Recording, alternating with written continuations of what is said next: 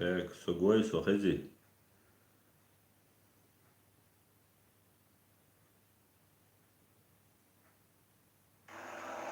Wir bei Stratum haben an. Так, Сохази.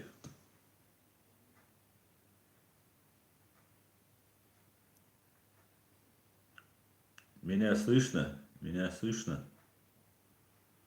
Слышно, видно, господа хорошие. Так, супер. Бисмиллахи рахмани рахим. Ассаламу алейкум, приветствую всех. Так, подождем немного. Подождем. Так, почему у меня там есть вопросы, а тут нет?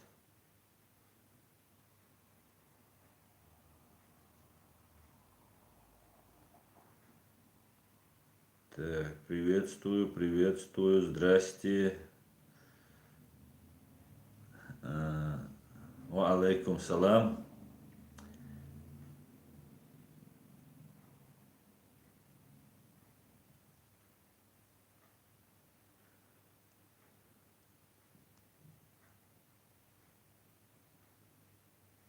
Ва алейкум салам, Татарстан, ва алейкум салам всем. Слышно хорошо. Супер.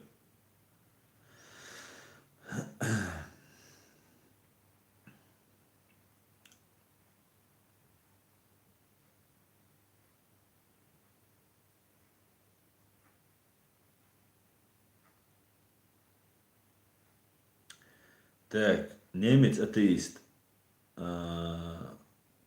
был заблокирован из-за оскорбления, которое ты начал в адрес другого говорить. Провоцировать тут не надо. Если ты атеист, выставлять это тоже не надо. Зная, какие у нас идут дискуссии с чеченцами, которые радикальные слишком и выводят меня из религии и вообще любого человека, кто не согласен с ними. Поэтому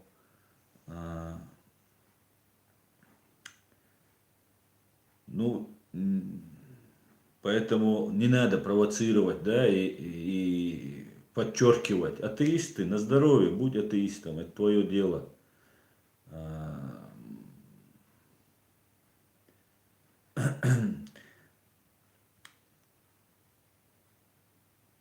Ну, ты тоже разделяешь. Тут ты пишешь, пусть радикальные становятся толерантными и не разделяют чеченцев. Ты тоже разделяешь. И вот тоже нехорошо.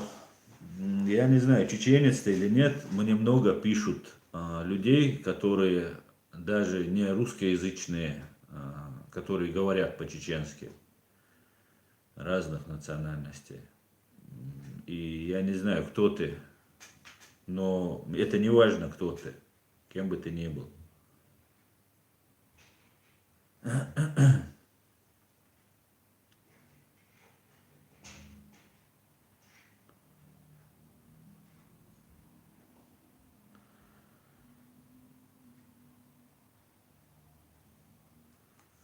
Да, Кюра Якатов, Хусейн уехал.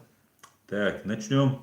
Бисмиллахи рахмани рахим. 7-7. Добрый вечер, Асан. Хочу вас спросить, что вы думаете о герое чеченского народа Юсупа Хаджи Тимирханове? И еще хочу знать ваше мнение о правительстве Чирии в Лондоне, во главе которого Закаев.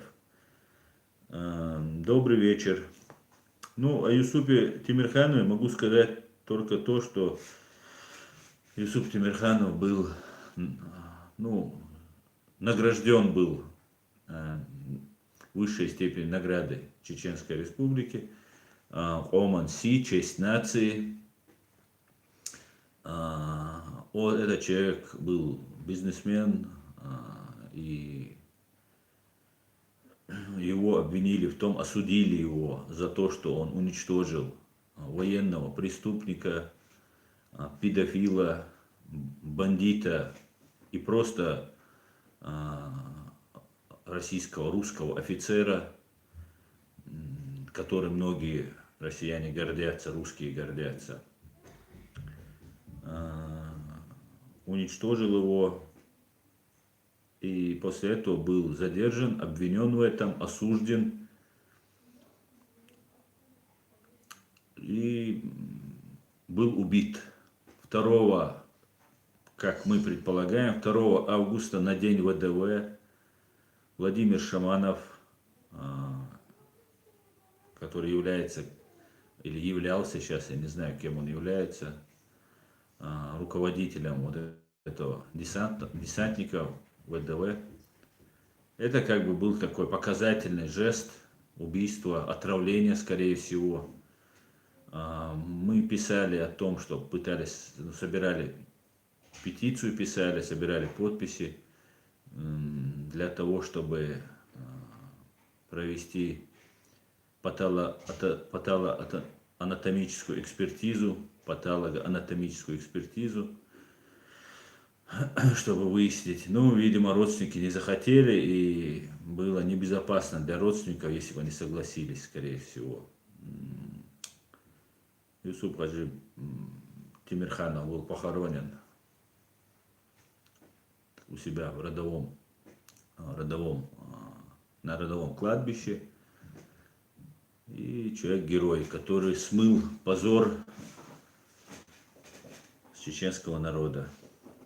Я могу сказать, что я общался с адвокатом Юсуп Хаджи Тимирханов в Лефортово. Тогда сидел в Лефортово, и я часто тогда посещал Лефортово, и там такое место, зал ожидания, где сидит, где приходится ждать. И там был адвокат Юсуп Хаджи Тимирханова. Я с ним разговаривал, и он сказал, что этот человек обладает такой аурой, такой приятной, что и мужчины, и женщины, и дети, и взрослые, и старики все влюблялись в него. До того он был хороший человек. Этот человек мне рассказал, что очень был таким добросердечным, очень добрым.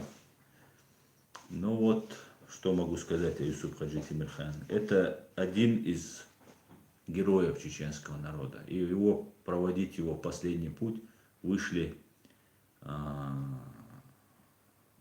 сотни тысяч чеченцев. По поводу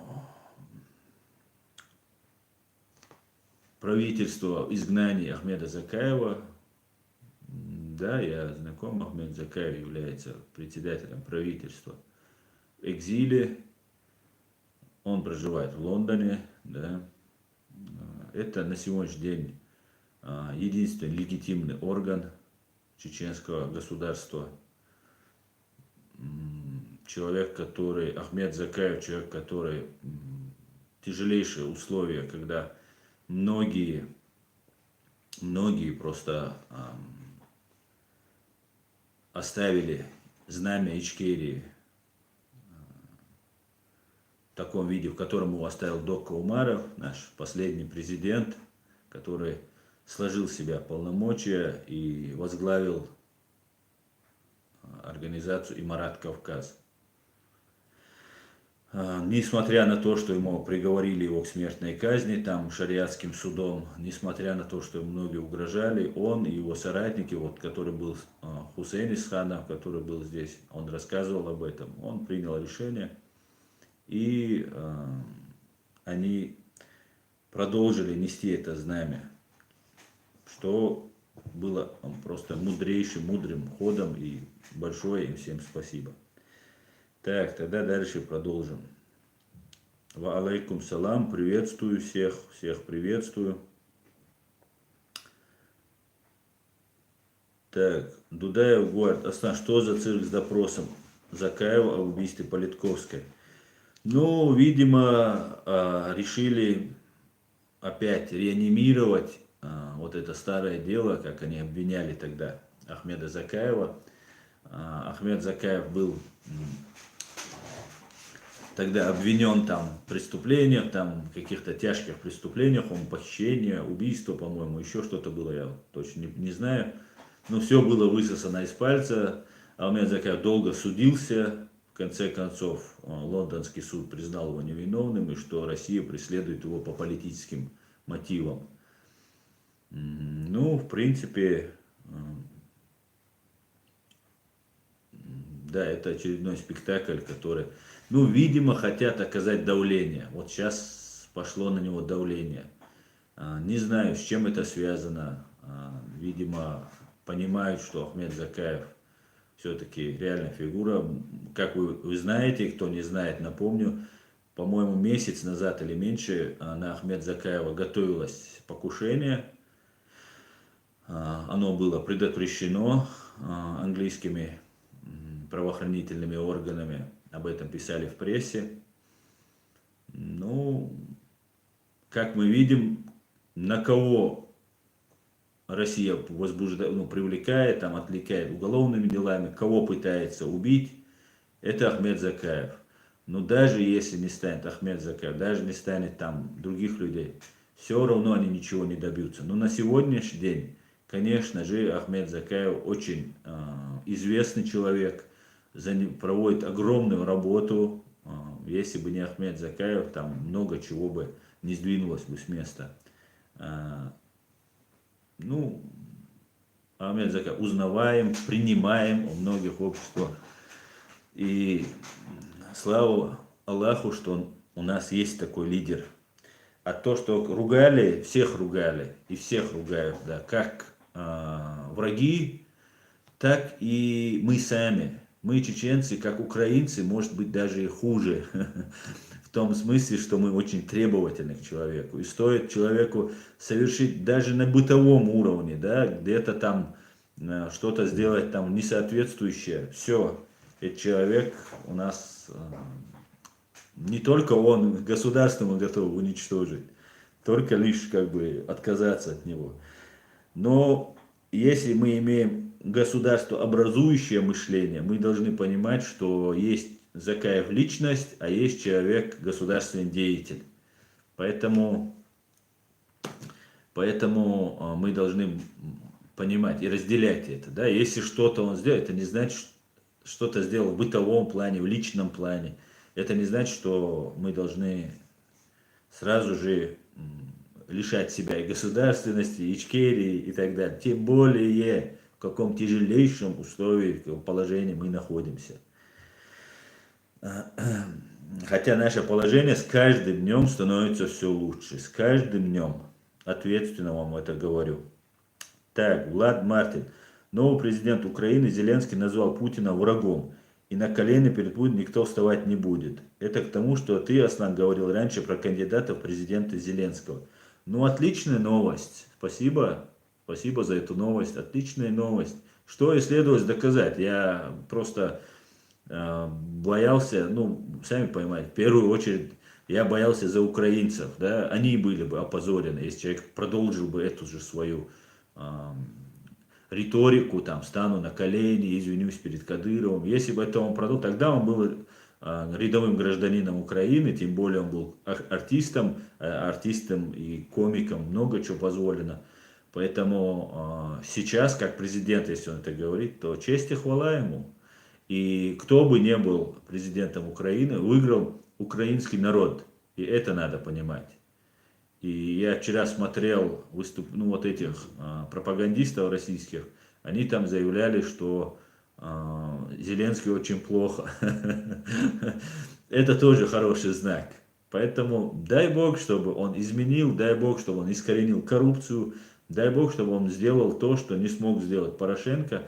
Я был за Порошенко не за как личность, да, как Петр Алексеевич, а как символ украинской власти. Вот этот человек, идет война.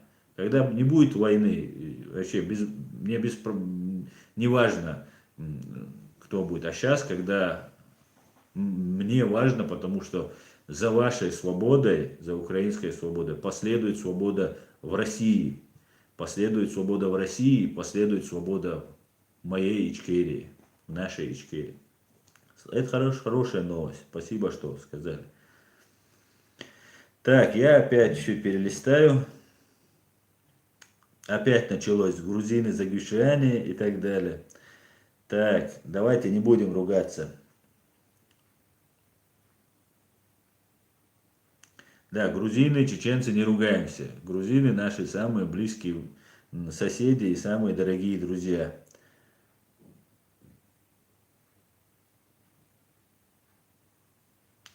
Так, Силет Шадов. Славянская, мусульманская Босния с тобой, Аслан. Приезжай в Сараево. Все, спасибо. Я за вас тоже. Спасибо. Очень приятно видеть, что с разных уголков земли смотрят и поддерживают. Нам ваша поддержка нужна. Спасибо вам большое. Вне зависимости, какой бы вы религии были или не исповедовали какую-либо вообще религию, вне зависимости. Просто нам нужна поддержка всякая. И за это вам огромное спасибо. From the mountain говорит. Я помню, что это грузин говорит. Я люблю Ичкерию. А я люблю Грузию. From on the mountain. Боец ичкерийц. Аслан, ты готов идти до конца за свободу Чечни, даже если все чеченцы, дагестанцы, ингуши умрут? Да, я готов.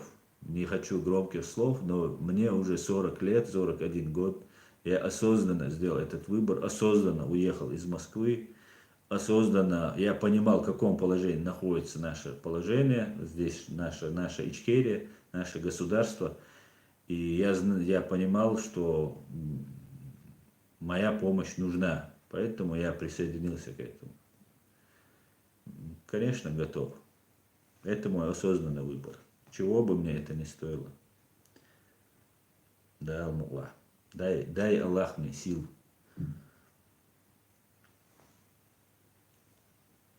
Так.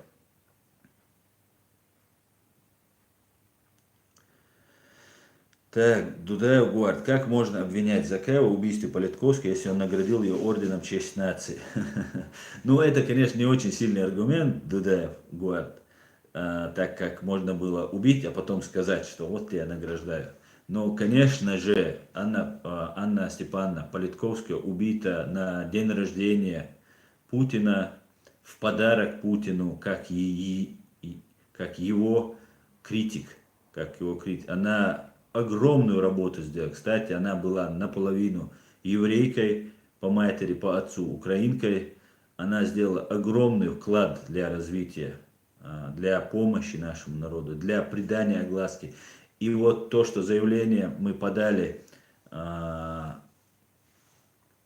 Гаагский трибунал в прошлом году, в свою лепту она туда тоже внесла, как и Александр Литвиненко. Я надеюсь, еще появятся достойные русские, евреи, украинцы, которые будут нам нашим в правом деле нам помогать. Так. Камал Сугаипов. Аслан Хамукшал Мую Хусейн Ауар. Спрашивает, как здоровье? Хусейн уехал. Да, Хусейн уехал. Здоровье отличное. Боец Ичкерии. Я не готов, Аслан, такой катастрофу мы не допустим. Ты неправильно поставил вопрос. Ты спросил меня, готов ли, если все умрут, продолжить. Я имел в виду, что я понял это так, что ты мне говоришь, все погибнут, кто за это? И я останусь один. Не сдамся ли я? Я это имел в виду. Нет, я вот тогда не сдамся. А то, что и чеченцы не погибнут, там, дагестанцы, ингуши, я за это, мы об этом говорим. Об этом говорит Ахмед Закаев, об этом говорим мы все. Никакой войны не будет. Мы будем решать нашу проблему юридическим механизмом, через международные институты. Для этого нам нужны образованные, знающие языки люди. Потихоньку они появляются. Это огромное спасибо. Вот в том числе и мне пишут люди, которые готовы. Мне на WhatsApp пишут, с которыми я уже веду какую-то работу. Мы будем добиваться юридическим путем. Да? Мы против того, даже если Россия развалится, против того, чтобы устроить резню и тех, кто был на стороне кадыровцев, но не принимал никаких участий, ну, родственники, допустим, чтобы они пострадали. Это тоже нельзя допустить. Это все наши граждане, и должен отвечать виновный только за содеянное. за содеянное должен отвечать виновный. Все. Поэтому никакой войне мы не призываем. Наоборот, мы призываем к юридическому решению вопроса. Все основания для этого имеются. Но для того, чтобы с нами считались, и чем больше с нами будут считаться, чем больше нас будут, тем больше с нами будут считаться. Поэтому мы как когда-то поддерживали. Почему королем короля делает свита? Почему поддерживали Дудаева и во всем мире уважали его? Потому что весь народ говорил об этом, призывал, говорил там Джахар, Джахар. И на это люди смотрят. И зная это, что весь мир обращает внимание, здесь демократия, здесь если народ вышел, значит этот народ это поддерживает. Не вышел, значит не поддерживает, значит он не так сильно этого хочет. Здесь реагирует на митинги. Это основной инструмент демократии. И для этого проводит Кадыров и по приказу Путина в Чечне, по приказу вот своих кураторов из Москвы, проводит митинги, собирает митинги, там это, показать, что поддерживает. И когда мы приходим и говорим, вот смотрите, там Кадырова никто не поддерживает, нам говорят, ну смотрите, там же митинги, народ выходит. Вот почему, вот я чем занимаюсь. Я пытаюсь создать гражданское общество, которого у нас просто уже не осталось. И вот мы должны выходить на митинги, говорить, заявлять. Вот тогда будет дело. Так, я перелистаю. Лилия Ковар. Спасибо, Лилия Ковар. На дагестанском сайте газеты черновик матом кроет чеченцев. Может, стоит им там закрыть рты? Вообще там они берега попутали. Ну ничего себе. Но на сайте они в комментариях, да, или это пишут журналисты? Вот этот вопрос важно узнать.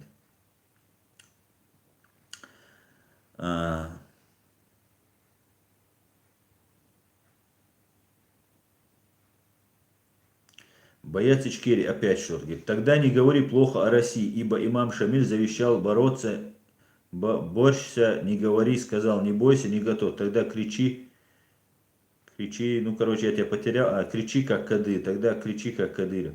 Что это я не понял, что ты написал, конечно. Я о России плохо не говорю, я говорю об имперской России плохо. Я о русских, о России плохо не говорю. И у меня в чат-рулетке, в стримах я уважительно разговариваю с людьми.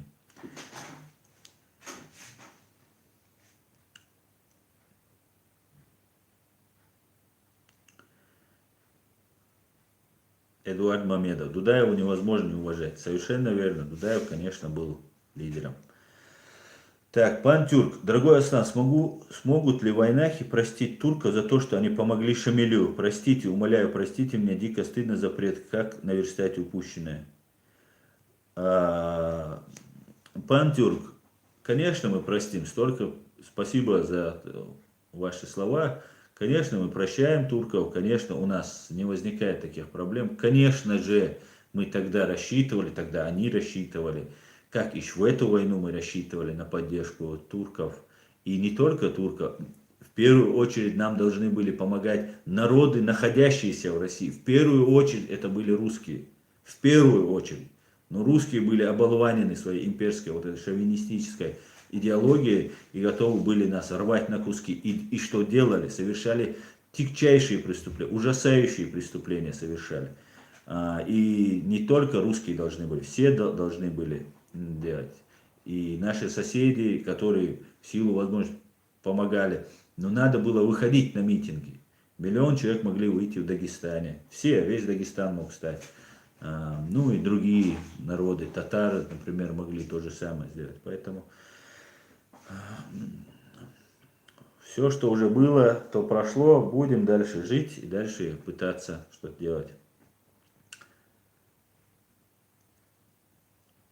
Давайте вот здесь одни кавказцы создадим Дом Кавказа, говорит с грузинским ником. Нас никто не победит, ни Путина и ни Обама, Кавказ не победим, если вместе. Совершенно верно, конечно, мы к этому придем. То, что говорил Гамсахурдия и Дудаев, то, что они планировали, они начинали, мы обязательно к этому придем. И нам никуда не деться от этого, если мы хотим. У нас должна быть своя общая, без границ, свое государство должно быть, своя армия должна быть. Ну и я думаю, мы к этому придем. Свое экономическое общее пространство, даст Бог, мы к этому придем. Мюзикган, Аслан, твои мысли про большую войну в Украине, будет ли она или она будет гибридная и дальше? Ну, я не знаю, будет или нет. И, ну, Путин, конечно, может маленьким там боезарядом долбануть. Но у Путина вот эта его поддержка, она телевизионная. И если он начнет сейчас закидывать мясом людей туда, а мясом закидывать он может только срочников, вот тогда у него начнутся внутри страны проблемы. А ему это сейчас не надо. Ну, нанести маленький, ограниченный ядерный удар, например, а, может, вполне. Ну, то, что кровь и ужасы для него это его стихия, его организация, ФСБшная организация, это понятно всем. Так, поэтому не могу сказать пока. Так, Марат, ассаламу алейкум, Аслан. Вопрос тебе как юристу в международном праве. На международном праве президент страны может продать землю втихаря от народа. Просто в моей стране был митинг против Китая. Некоторые люди свободы, свободы. Нет, продать, конечно, не может. Президент исполняет функцию гаранта Конституции. Все, что написано в Конституции, он это должен гарантировать. Права, свободы, ну и все остальное, да, и территориальную целостность России. Поэтому, если речь о России, да, потому что, может, Россия, если это, конечно, не о Казахстане речь, ну или о ком. Поэтому президент не имеет права продавать. Никто не имеет права продавать. Земля принадлежит народу. Эдуард Подлесный. Привет, Асан. Спасибо за поддержку Украины. Спасибо за контент. Свободу Чечни. Привет, Эдуард. Спасибо и вам за теплые слова. Так, я перелистываю опять. Так. Счастливое время. Аслан, вы только что произнесли золотые, действительно, у нас приоритет должно быть государство, образующий подход и мышление. Да, вот у нас это проблема. У нас проблема с этим. И когда ты начинаешь объяснять, а я плохой педагог, я не умею объяснять, ну, на мой взгляд, и начинают там крутить, юлить, ну, не знаю, наверное, все-таки надо этим заниматься, как бы это тяжело не было, мы должны объяснить, что мы государство. И что мы должны, как у нас было вот с Россией, когда мы в оккупации находились, в Советском Союзе, в другое время, когда мы находились, сейчас в оккупации находимся, на международном уровне решают русские, Россия решает. Все международные контакты, все, что связано с Чечней, с остальными регионами, оккупированные и там не оккупированные России, решает Москва. И у нас нету такой культуры, что мы должны общаться с другими народами. Нам достаточно вот нашей верхушки, которая сейчас установлена в Чечне, им достаточно прийти, попросить денег и там у себя наводить порядок, да?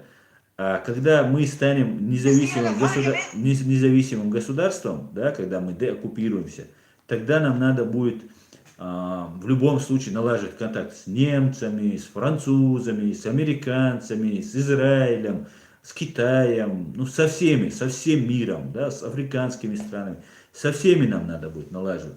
Поэтому нам нужны люди, которые государство образующее мышление имеют. Они должны понимать, что с этими надо так, с этими надо так, все разные.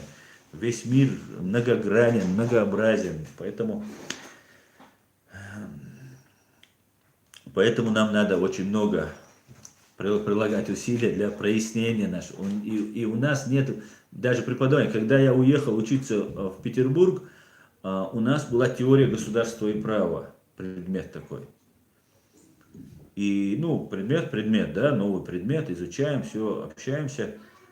И я узнал от своих сокурсников, что у них в 11, по-моему, или в 10, 11, в 2 классах преподают теорию государства и права. Вы понимаете, теория государства и права это вот именно то, что государство образующее мышление закладывает в молодого человека.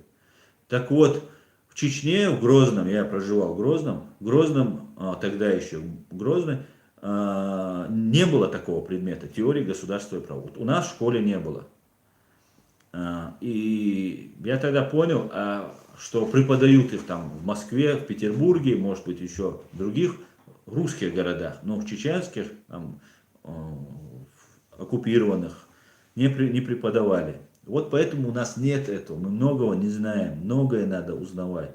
И надо каждый день чуть ли вот вести вот эту программу, кто-то, кто это умеет делать, кто это хочет делать. И было бы очень хорошо, если бы вот нам преподавали теорию государства и права. Кстати, кто в этом хорошо разбирается, он мог бы заняться вот этим делом. Я думаю, это было бы очень полезно. Так.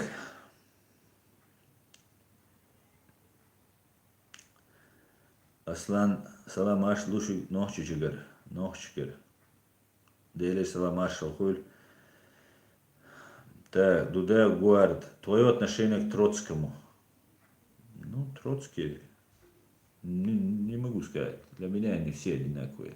Те, кто пришел вместе с Лениным, кто больше, кто меньше, они были. Ну, этот был такой более, не более, конечно, Троцкий был очень образованный. И Сталин, мелкий воришка, мелкий бандит, он всех на свой уровень, убил всех, кто был образован и так далее.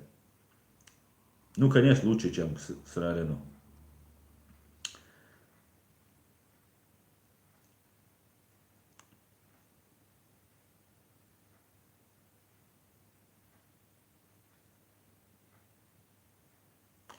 Так, Кира Якат, Аслан, ты читал роман «Горцы»? Нет, я не читал этот роман.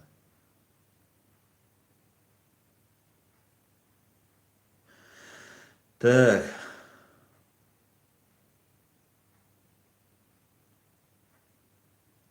Аслан Акинец. Аслан, насчет помощи от народа Дагестана вынужден тебя разочаровать. Нет там у нас союзник и никогда не было. Ауховский район тому пример. Ну, я бы не сказал так, конечно. Да, в Дагестане, конечно, ситуация была хорошо, если была получше. Но что поделать, что есть, то есть.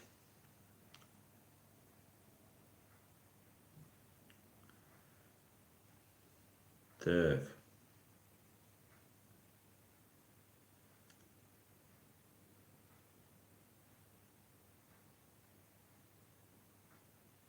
Ламберт. Закаев не лидер. Если он раненый попал бы в Европу. Он раненый попал в Европу. Сейчас он, как любой евроичкириец, мы здесь, в Чечне, приносим больше пользы. Мы за чеченский язык, гулаг и гулаг, за суверенитет. Ну, мы тоже за чеченский язык вообще-то. И мы не евроичкирийцы, мы чеченцы, граждане Ичкерии. Евроичкирийцы — это вот ваша КБшная пропаганда, нам хочет ярлыки повесить, и чтобы мы разделялись.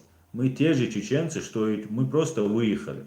Мы всегда есть, у нас есть свое место, где нас похоронят, у нас есть свое место. Даже если мы тут умрем, и даже если это сразу нельзя будет сделать, и даже если кого-то не отвезут туда, это наша страна, она оккупирована.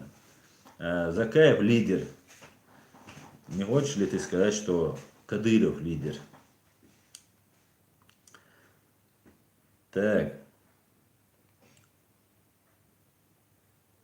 Так, БЗ говорит, Аслан пишет, что Следственный комитет хотят допросить Закаева по делу Политковской, и Закаев готов дать показания. Не опасно ли это? Но я сейчас говорил об этом. Да, конечно, я бы лучше послал бы их далеко, потому что это просто они сейчас будут его дергать, может сейчас в розыск опять объявлять. Ну, короче говоря, хотят как-то ему насолить. Его попытались убить, я сейчас буквально несколько минут назад говорил об этом. Михаил Лаурент, Аслан, ты очень много вопросов пропускаешь. Я не успеваю все писать, потому что я пытаюсь на вопрос, который мне задали, развернуто ответить. Если вы хотите, пишите в суперчат. И обязательно я его тогда увижу и обязательно прочту. Так, Дик Аблас. Государство — это договор группы людей на определенной территории для совместного проживания со всеми сопутствующими потребностями.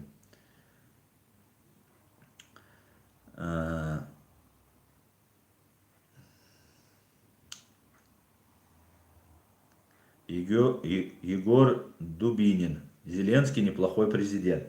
Ну, пока еще рано говорить. Посмотрим. Будем надеяться, что это хороший президент. В ваше время, в военное время, очень тяжело. Самое интересное, что Зеленского выбрали президентом люди, которые обвиняли Украину. Россия обвиняла долгое время, что в Украине запрещают говорить на русском языке, что там фашисты-бандеровцы, которые всех направо-налево убивают. И получилось так, что человек говорит на русском, да, на украинском он вообще не размовляет. Ну, размовляет, но плохо, не так хорошо размовляет. И сам является евреем. Вот вам и фашисты. И вот что стоит российская пропаганда. Вот какие чеченские террористы были.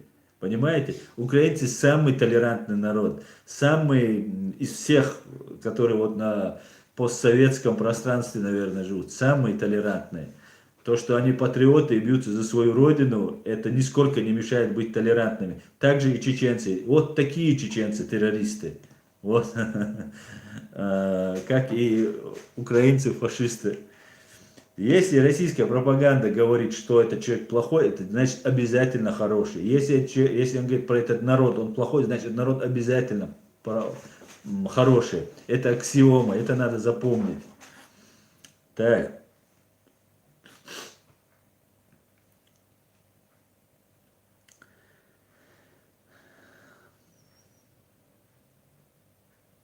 Все нападки в адрес Закаева идут из Грозного, говорит Дудаев говорит. Да, может быть, ну и тут, наверное, есть, конечно.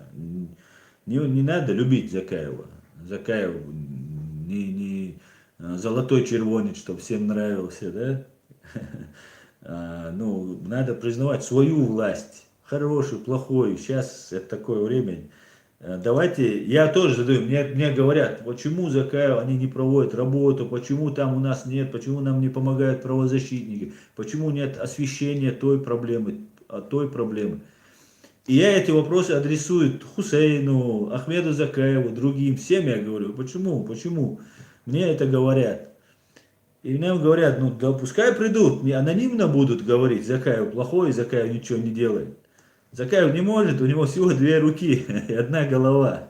Он не может все везде быть и все делать, понимаете? И тем более, если бы он находился бы, как у нас в стране, где мы платим налоги, есть какие-то другие источники дохода, есть бюджет, человек мог бы кого-то нанимать, кого-то делать, но мы же ничего сами не делаем. Сами анонимно сидим и пишем анонимно, понимаете? Поэтому давайте сами делать. Короля королем делает свита. Какого мы короля себе сделаем, такой он и будет. Король это в кавычках, конечно. Мы никого. Это менеджер. Причем менеджер в такой тяжелейшей ситуации, которая стоит, его работа стоит ему жизни. Поэтому давайте, если вы не согласны с чем-то, встаньте и сделайте. Мне присылают там, давай это сделай, давай то сделай. Знаете, как говорится, предлагаешь, действуй. С удовольствием. Если это не будет противоречить нашему общему делу, с удовольствием поддержим всеми силами. Давайте действовать. Так, Диана, ищу профессиональных хакеров. Во. Мне бы тоже не помешали профессиональные хакеры. Если есть, отзовитесь. Так. Эдуард Подлесный. Астан, ответь на вопрос, пожалуйста. Что думаешь по поводу российских паспортов ЛНР, ДНР? Ну, это ответ на ваши выборы, на украинские, если вы украинец. Это ответ на украинские выборы. Значит, не устраивает их Зеленский. Значит, они решили сделать абхазский вариант. Выдадут, и скажут, это наши граждане. И, значит, там уже накипает обстановка. Они видят, что в Украине проводятся настоящие выборы. Выбирают еврея, 41-летнего, который не имеет никакого опыта, который не политического опыта, который просто вышел и выиграл эти выборы, да, с разгромным счетом. И люди-то не дураки, люди все видят. И в России, между прочим, русские это видят. Да, обида есть, злость есть, пропаганда заложенная в русских. Но русские прекрасно понимают, у них это невозможно. И тогда возникает вопрос в той же Лугандонии, что они скажут, ребят, короче, а как же так? Почему мы живем вот в таком болоте, а тут украинцы идут семимильными шагами к цивилизованному демократическому государству. И вот им как бы их, наверное, задобрить хотят. И потом сказать, ну это наши граждане, ну типа как в Абхазии.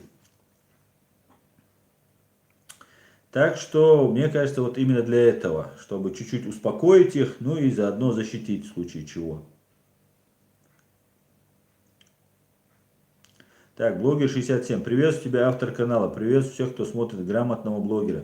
Спасибо, блогер 67. Так, и я тебя приветствую. И я тебя приветствую. Так. Ассаламу алейкум, говорит Вуди Алекс. Ва алейкум салам. Ребят, я вот опять перелистываю.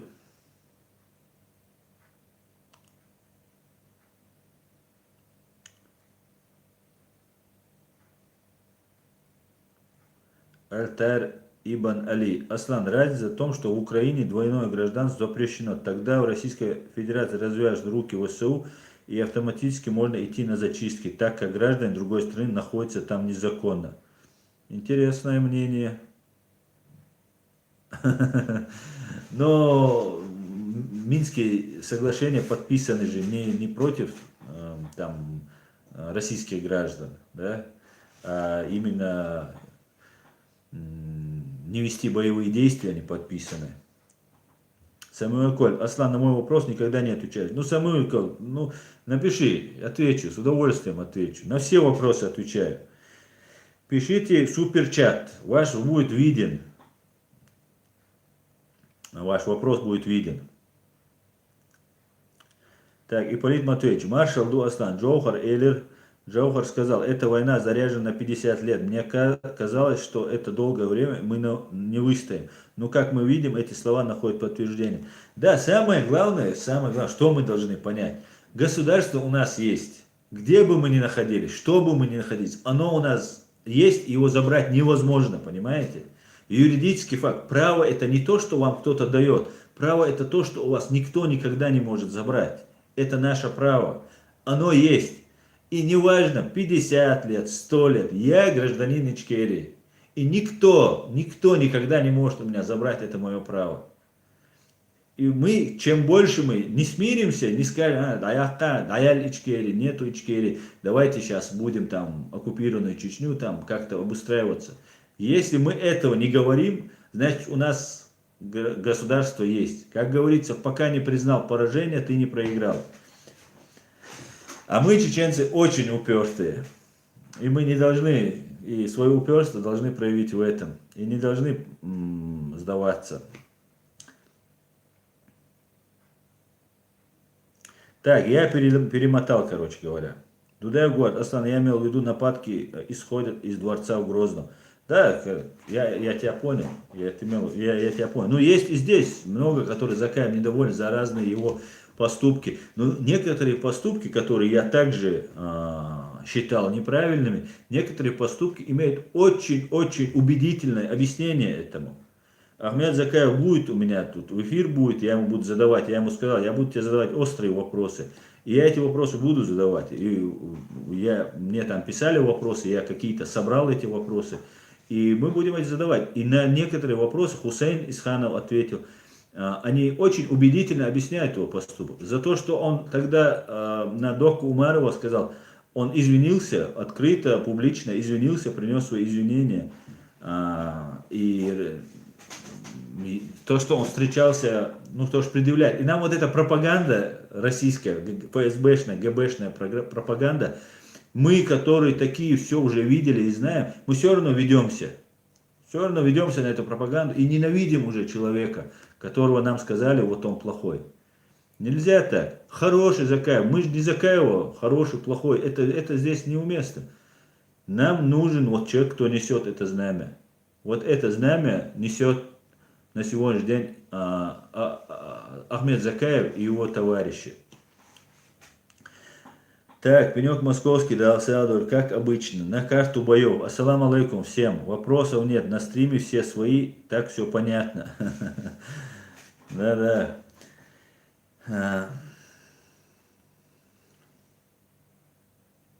Степной волк. Аслан, у меня вопрос. У Зеленского есть двойное гражданство, израильский и украинский. Имел ли он право претендовать на пост Украины? Ну, если он был допущен, значит имел. Есть ли у него двойное гражданство или нет, два паспорта, я не знаю. Но если он дошел, я уверяю тебя, там против него работало очень много людей, и СБУ в том числе, которого он поблагодарил, сказал, что меня держали в тонусе. Если это было запрещено законом, то, я тебя уверяю, он бы не смог бы баллотироваться. Так.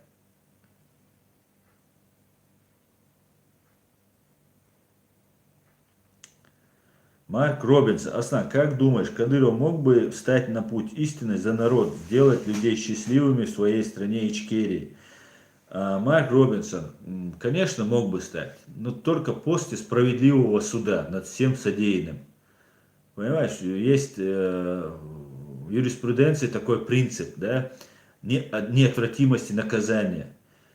Это даже больше влияет, да, и некоторые считают, что если делать наказание более жестким, то преступление снижается. Да, в какой-то степени это тоже работает. Если массово людей расстреливать, там, за то, что они без билета в автобусе проехали, то, конечно, безбилетников станет меньше. Но есть еще другой, более действенный метод. Это неотвратимость наказания. Это значит, что любое твое преступление должно быть наказано. Любое, кто бы это ни был, кто бы этот человек ни был. Тем более какой-то коллаборант, перешедший на сторону, конечно же, он должен понести свое наказание. И вот как только он понесет свое наказание, заслуженное, по решению суда, в соответствии со всеми процессуальными нормами, соблюденными, вот после этого он может и, как ты сказал, стать на путь истины и сделать народ Ичкерии счастливым. И если получится избраться президентом, избраться и стать президентом независимой Ичкерии. Только после этого.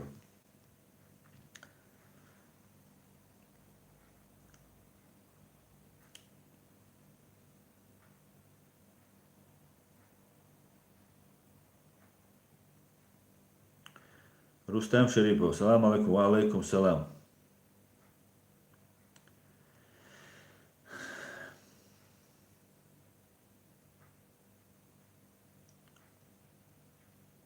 Как найти? Кадыров не лидер. Наши лидеры умирали за свободу, а КРА постарается спасти шкуру вывод. Конечно, но это я как бы просто ответил это доходчиво. А так, конечно, какой он лидер. Лидеры такие не бывают.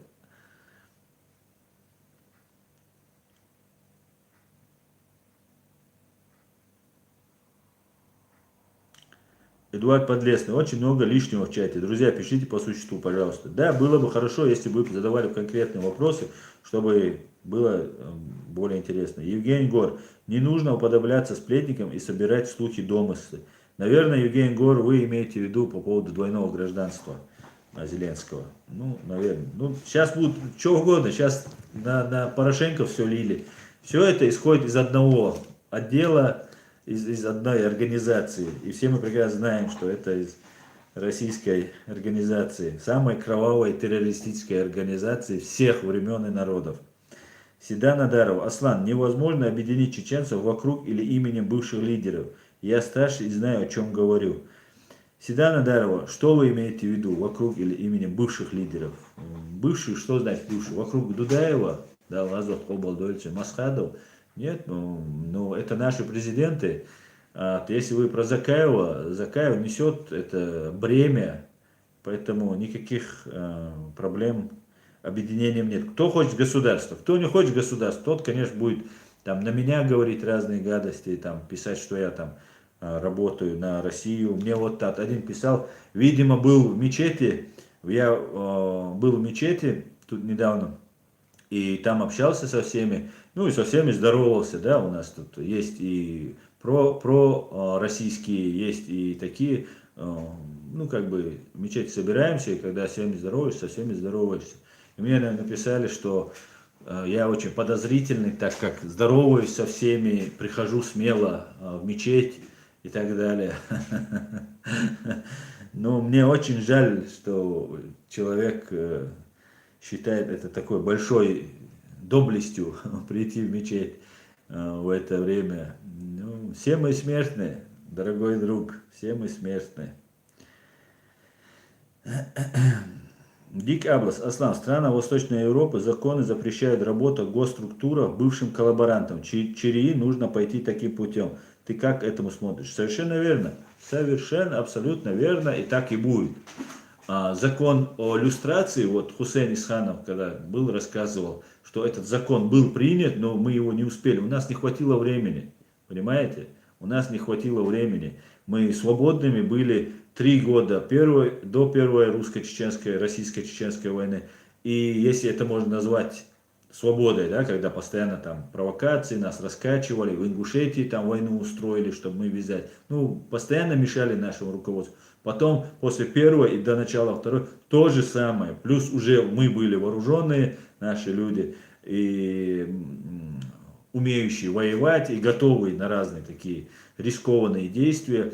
Плюс сделалось там, как Хусейн, опять же, Исхан рассказывал, выкупались люди и так далее. Мы не успели просто провести иллюстрацию, но мы обязательно это проведем, обязательно закон иллюстрации будет. Ни один человек, который состоял, служил оккупационной власти, не сможет занимать ни один пост.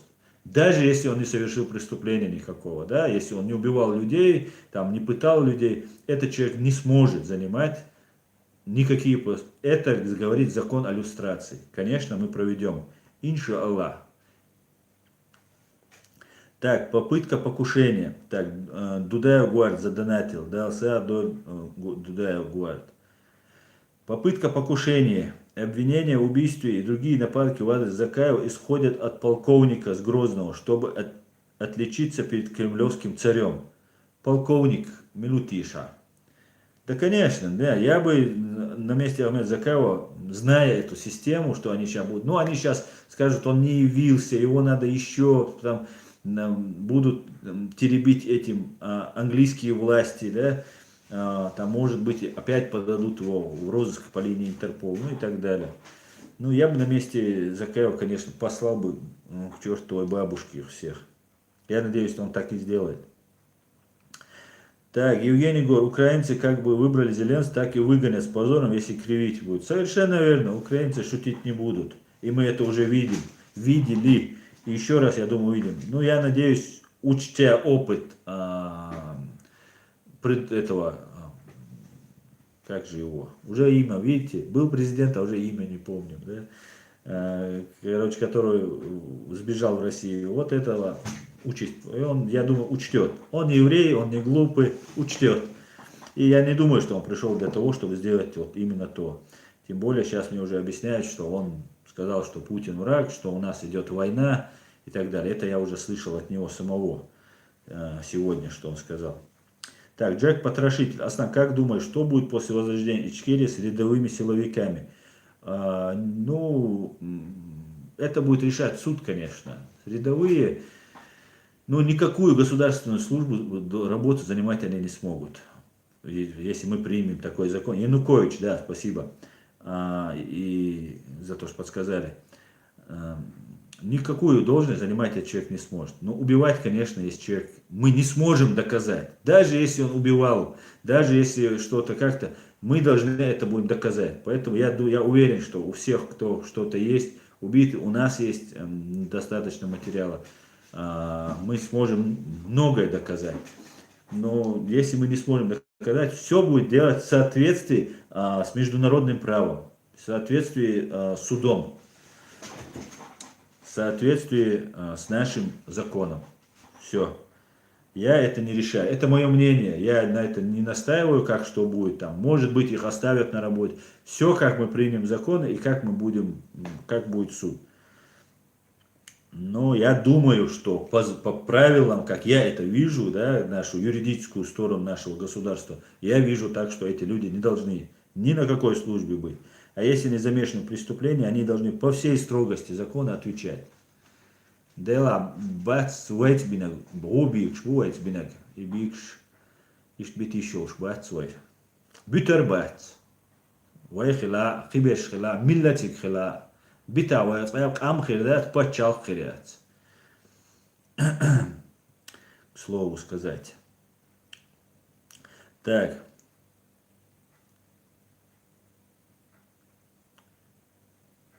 Так, я перемотаю.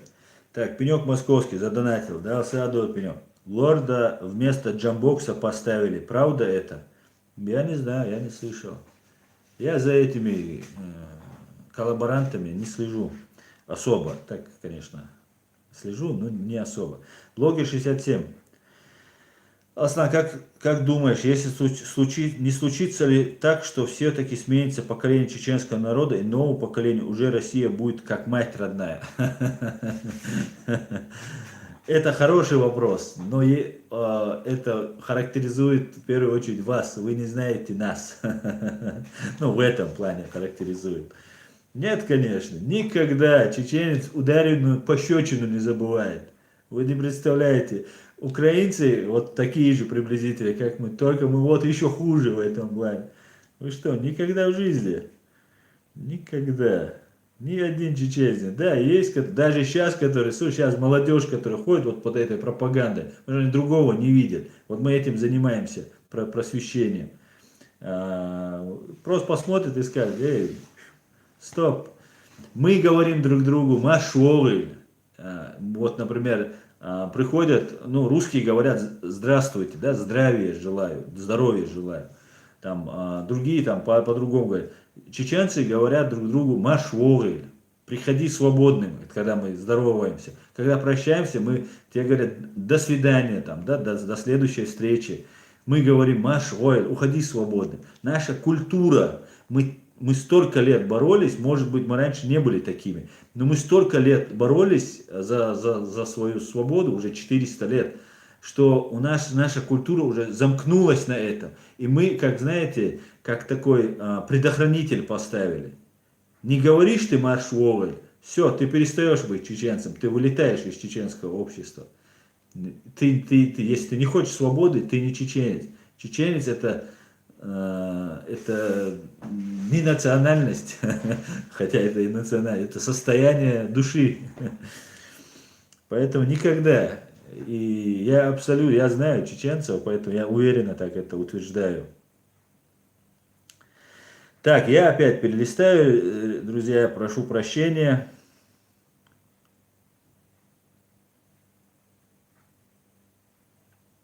Так, Али Агай. О евреях ты слишком хорошего мнения, они же враги мусульман. Почему же? Нет, почему же? Они не враги чеченцев, точно я тебе скажу. Чеченцы не бомбили нас, евреи не бомбили нас, ничего подобного. При пророке Мухаммаде, саллаллаху алейхи вассалям, жил еврей, которого пророк сам лично ходил и кормил, слепо, который его еще поносил, там ругался, наверное, что он не пророк, что он такой-сякой. Не надо вот эту ГБшную пропаганду поддерживать. Все люди, которые нам не отказывают нашей государственности, любой национальности, являются нашими друзьями и союзниками. Все. Понимаете? Так ведут себя все государства. Понимаете? А мы государство. На минутку. Так.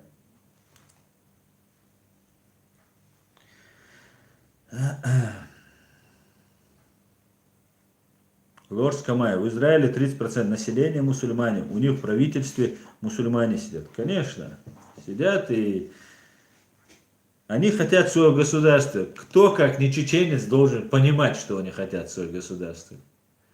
Ну, извините, но они там жили еще когда Салах ад-Дин там приходил туда, когда Иса пророк, да или Салам Хулцин, жил там. Где им жить? Они хотят свое государство. Я не отказываю им в этом праве. У них есть свое государство. Вперед. И они полное право имеют. Если они 2000 лет к этому шли, в конце концов. Мы там всего лишь там 400 лет деремся. Нам есть много чему у них поучиться. Не все нам подходит, конечно, не все мы можем принять, но... Конечно, очень много чего есть поучиться. Аслан, жвак плун, говорит, Джек потрошит, дай ответ. Говорит, ну что я тебе отвечу? Ты напиши. Я перелистываю, понимаете? Я перелистываю.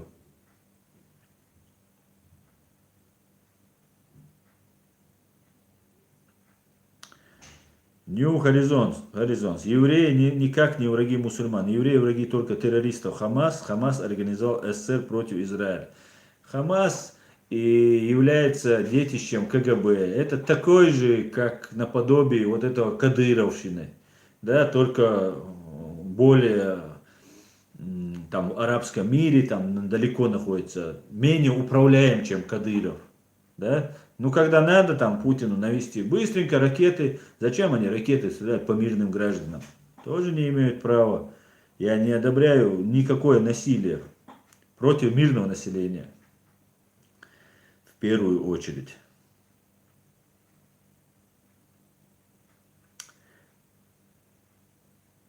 Так, Умар Али Лорд сказал, что арабы, которые участвовали в освободительном движении, не желали говорить на чеченском языке. К чему бы это? Не знаю, правда ли это или нет, лорду верить там тоже. Обрек, да, Аслан, ты реально в заблуждении. Да, почему же я в заблуждении? Может, ты в заблуждении? Албаков Тимур. Аслан, может ли Россия повторить агрессию против Грузии, так как на Кавказе прибывает техника и события с границы, это лишь маневр для нападения? Вполне возможно.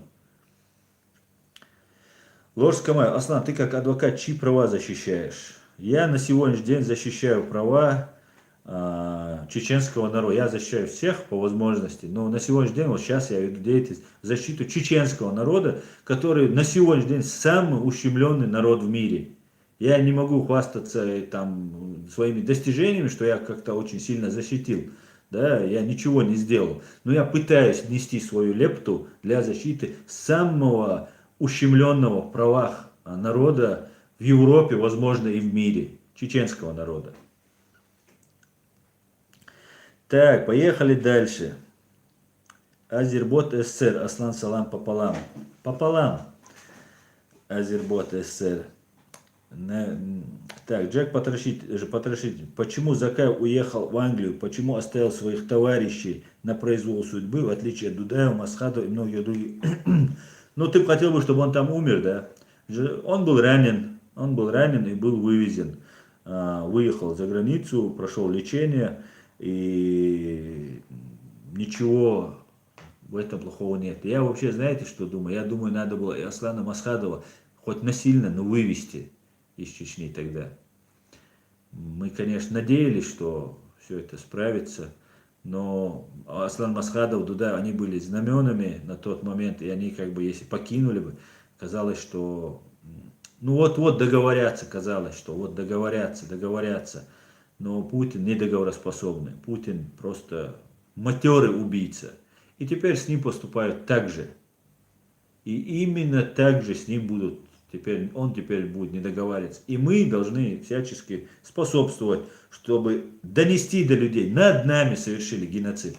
Не над евреями, не над немцами, не над кем-то. Над нами в настоящее время совершен геноцид. Мы должны доносить, как евреи доносили свой геноцид, мы должны это доносить. Понимаете? Чего бы нам это ни стоило. И вот если мы это сможем донести, что Путин не рукопожатный, что Путин бандит, убийца, террорист, что его организация, его окружение, мошенники, коррупционеры, хапуги, воры. Если мы это будем доносить, то многие об этом узнают. И наша задача, от их, конечно, об этом никто не узнает, и с ним будут здороваться, общаться.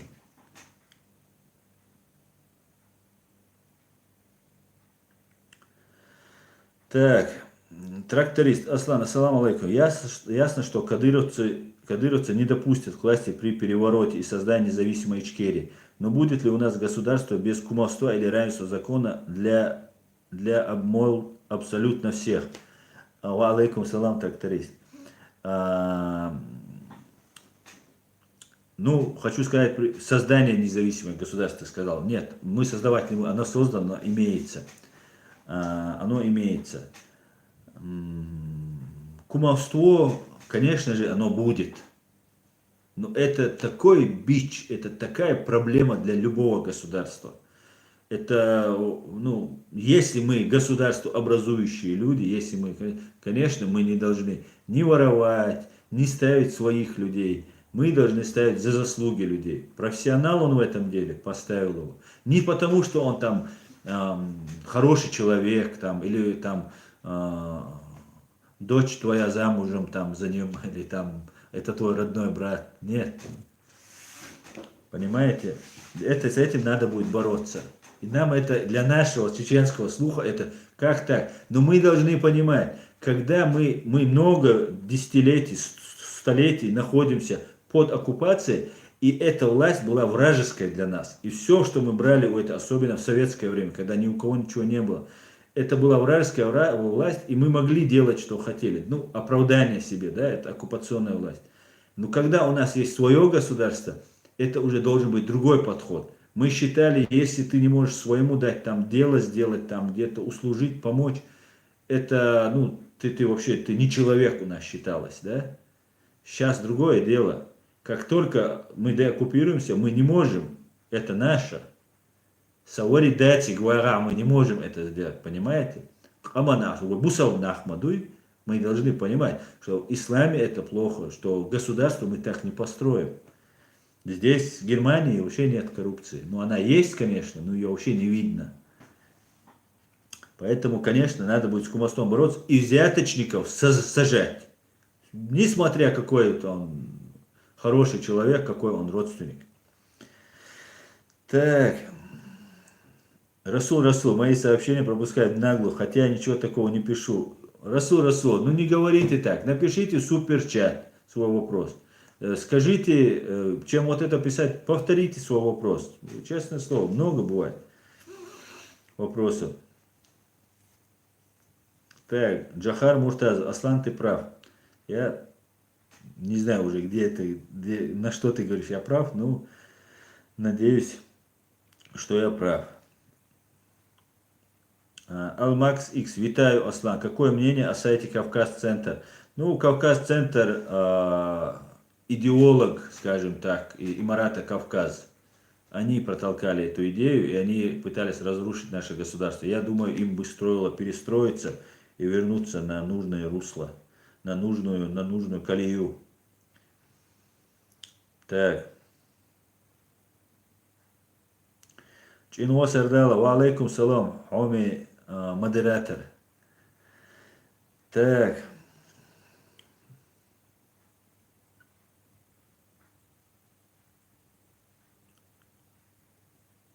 Да, тракторист. Я просто поправлю, я тоже иногда ошибаюсь. Тут тракторист говорит, что ошибся, что я имел в виду при деоккупации. Спасибо за ответ. Да, я ни в коем случае без упрека. Просто я тоже иногда Чечня говорю, хотя это Чечения. Я иногда Грозный называю, хотя это город Джахар, бывший Грозный. Хотя мне Грозное название тоже нравится. Ну, сейчас оно по-другому. Эдуард ПД. Аслан, как думаешь, Путин остановится на Украине или будет еще Беларусь, Казахстан, Латвия, Эстония? Ну, будет все время что-то, потому что ему надо или дать денег, достойную заработную плату, социальный пакет для своих жителей, пенсии, или же ему надо вести войну. Все это дать он не может, потому что он и его окружение строится на коррупции. Значит, будет война. Об этом предупреждал Дуда. И ему отступать некуда. Он по уши в крови. Так, Аслан, Камил говорит, Аслан, какой бы ни был Ахмад Хаджи Кадыров, он наш человек. Надо доносить о его убийстве подлым. Его сын глуп, чтобы заявить об этом на Западе. Ахмад Хаджи Кадыров является, как его назвал Аслан Масхадов, предателем века. Да? Поэтому этим все сказано. Нету никакого Ахмад Хаджи Кадырова. Есть предатель Кадыров, и его семейка, и все его последователи. Так, Альберт Ночи. Ассаламу алейкум, Сош. Аллах рейс хултхон. Хаттер дерса ичкери халх. Яхкан зудю бо и да яхкан ца. Хайк алдош верг. Хун цаулти халх. Я не понял, что ты говоришь. Хузуди халх яхкан. Говорит какая-то женщина впереди ичкери. Я такую женщину не знаю. И, если ты против там какой-то женщины, я не знаю какой-то, ты можешь выйти, честное слово. У нас есть вакантные места, я думаю, тебя с удовольствием примут. Ну, если ты будешь искренне честен в своих действиях. Так, главное сейчас не пропустить вопрос Расула Расулова, потому что он мне сейчас уже претензии предъявлял. Так, Расул, вот, Аслан, супер чат, надо бабки закинуть, зарплату уже второй месяц не дают, на госработе. Вот видишь, я тебя искал, нашел, одно место работы, ты мне это сказал. Так.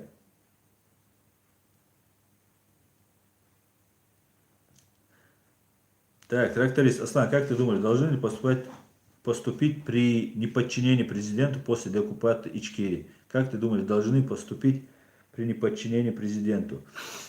Ну, я не знаю, ну, в каком смысле неподчинение? Если это крупное преступление, то, конечно, за это надо отвечать. А так, ну, уволить с работы. Ну, там все зависит от тяжести, да.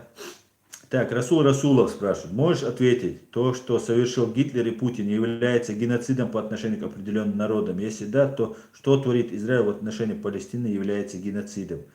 Но геноцид это уничтожение по этническому, религиозному определенной группы, определенной группы по этническому, религиозному, национальному признаку.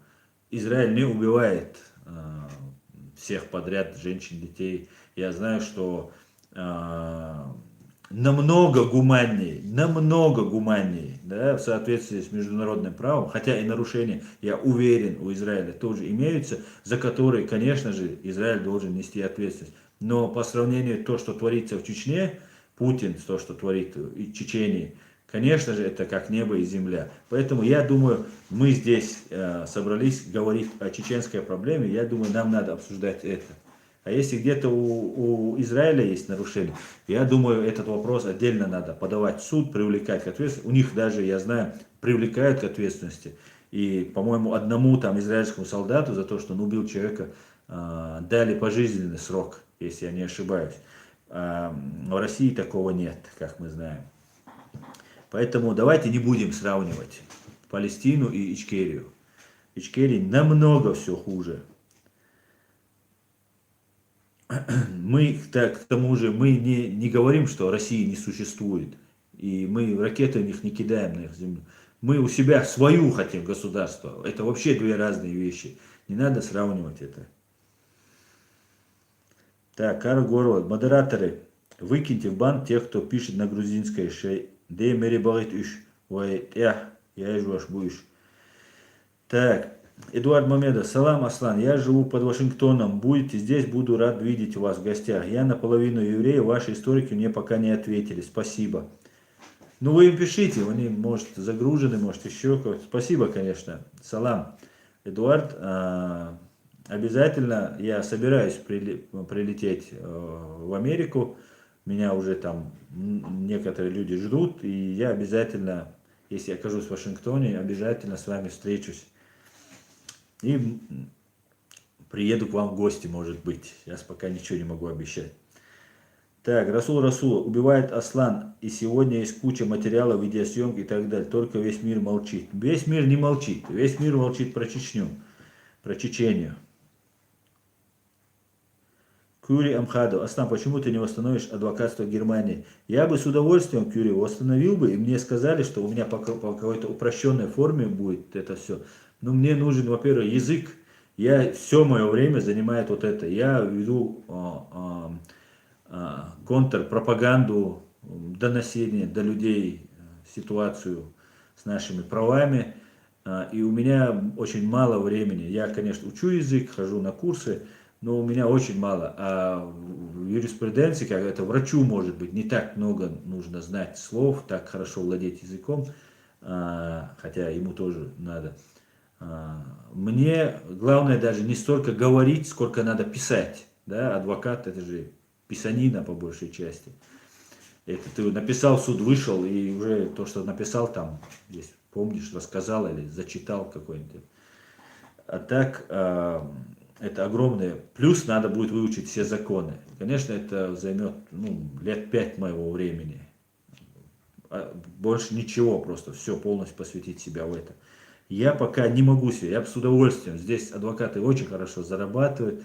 И здесь самое главное, адвокаты реально являются участниками судебного процесса. В России, как это не обидно мне самому, они больше представляют, ну, такую декоративную форму, там, выставляешь. Как бы ты там не пел соловьем, как бы ты не ссылался на законы и там международное право, судья говорит, вы можете обжаловать, и все, до свидания.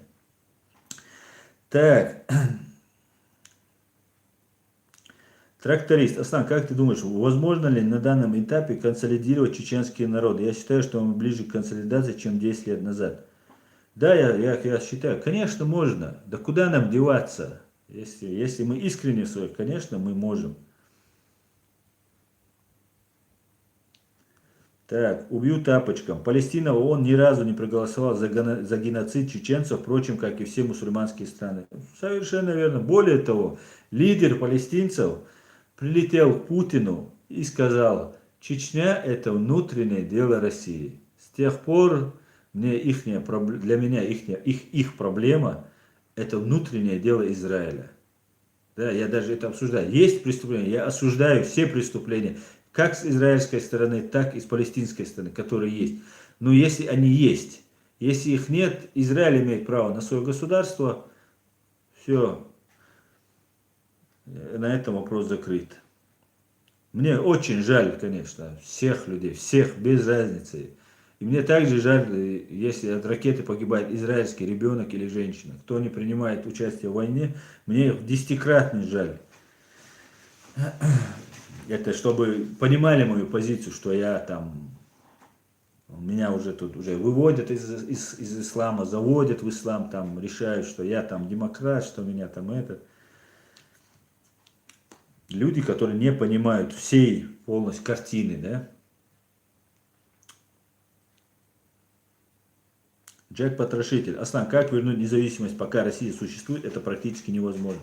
Да, конечно, практически это невозможно на сегодняшний день, но ситуация в корне изменилась ведь. Посмотрите, вы просто еще до конца этого не поняли. Ситуация в корне изменилась. Путин не рукопожатный. Все, Путин уже никуда не ездит. Он встретился с президентом Эстонии, она к нему приехала по каким-то, видимо, по каким-то своим пограничным вопросам, да, чтобы на всякий случай понять, что там Путин говорит там. И это уже преподносится таким, когда раньше он ходил в G7, там G20, там весь такой крутой. Да, настают времена другие, господа, настают другие. Поэтому Россия, конечно, должна развалиться, Россия должна освободить все народы. Ну, в первую очередь мы, которые имеем все на это право, все на это права. И в первую очередь Украина должна выстоять. После этого русские у себя в России начнут наводить нормальный демократический порядок. Так, я перемотаю опять, люди добрые. From the mountain. Аслан, как вы думаете, у нас получится что-то наподобие ЕС создать на Кавказе? Дружба кавказских суверенных государств. Я не только думаю, я уверен абсолютно, что мы к этому придем. По-любому, потому что по-другому быть не может. Мы должны создать единый Кавказский союз, как это наподобие Европейского Союза. Это отличный пример для нас, Европейский Союз, как мы должны создать. У нас Абдурахман Автурханов, да, известный профессор, антисоветчик, политолог, он нас называл всех, и грузин в том числе, всех, вне зависимости от национальной, от религиозной принадлежности, называл кавказской нацией. Мы кавказская нация. И мы должны к этому прийти. И мы обязательно к этому прийти. Я в это верю. Я даже представляю, как это. Я даже по этому поводу небольшие там вещи уже начинаю писать. Конечно, мы к этому придем. Нет ни малейшего сомнения в этом. Дай Аллах, даст Бог. Ну, это залог нашего силы и нашей стабильности будет для будущих поколений, конечно. Так, Аслан Акинц. Аслан, по поводу Израиля согласен с тобой на 100%. Значит, ты понимаешь ситуацию, а не слепо там, нет, там, да. И знаете, еще я хотел про Израиль, раз сегодня мы много говорим, хотел еще сказать по поводу Израиля.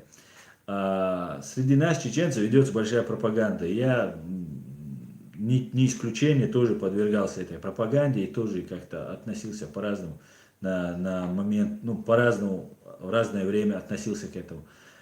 И вот распространяют у нас огромное ведет. Почему евреи не ведут работу среди нас, ну, контрпропаганду именно русскоязычных мусульман, которые проживают в России. Смотрите, для евреев доношу, до всех остальных, проходит ролик, что там евреи, американцы убивают всех мусульман, там это делают, то делают, все делают.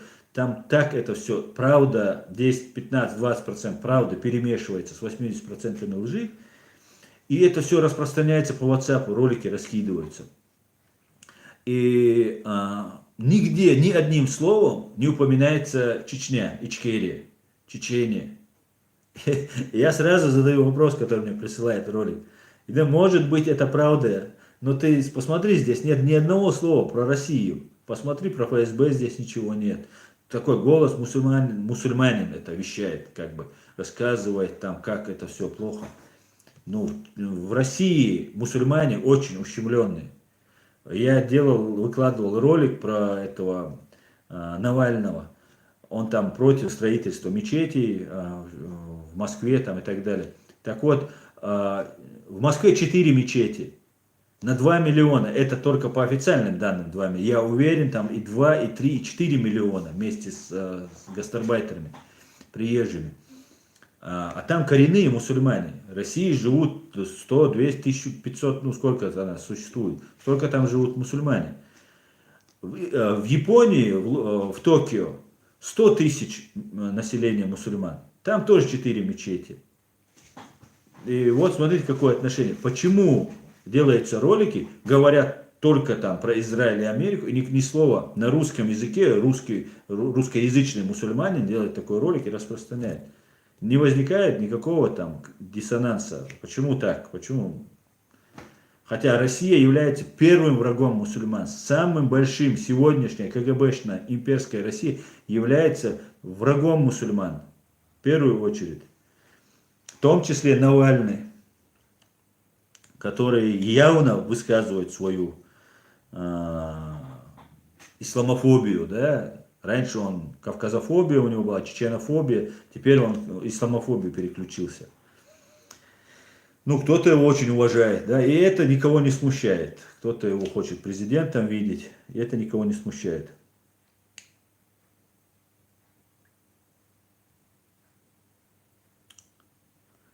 Так.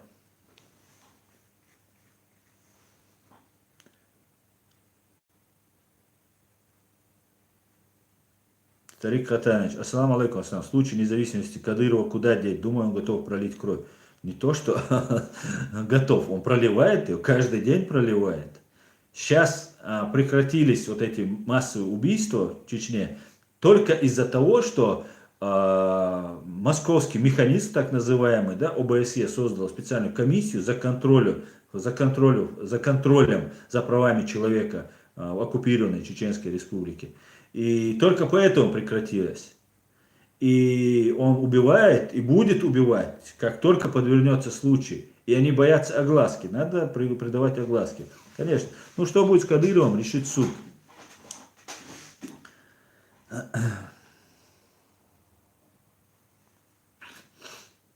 Так, Садмин, Асан, допускаешь ли ты когда-нибудь баллотироваться на пост президента Ичкерии? Нет, я не достоин быть президентом чеченцев. Вот я честно признаюсь вам, я знаю, что чеченцы, я так горжусь чеченцами, я знаю, какие у нас есть достойные люди, которых я видел, что я знаю, что я не лучший, а я бы хотел бы видеть лучшего из лучших во главе чеченцев. Поэтому на сегодняшний день я абсолютно уверенно говорю, что нет. Если никому не останется и надо будет нести это знамя, как мне тут говорили, если ты останешься один, я буду нести один. Но это я буду, я самый последний, если останусь, я подниму это знамя. До сегодня я знаю, что есть намного умнее, достойнее людей. Поэтому нет, я не собираюсь баллотироваться на пост. Так, я опять, ребят, извиняюсь, опять я заговорился. Аслан, значит, ты редиска говорит. Что-то на меня говорит редиска. Ну, это хорошо, что не похлеще. Бунтарка Че, за какие слова ты меня зауважала? Говорит, зауважала меня. Это хорошо.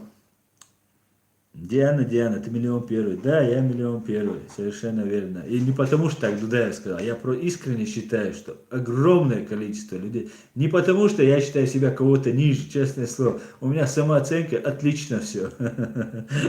Вот у нас у чеченцев, как вы знаете, принято, если ты не рвешься вперед, то ты там, эй, да, дохляк, короче.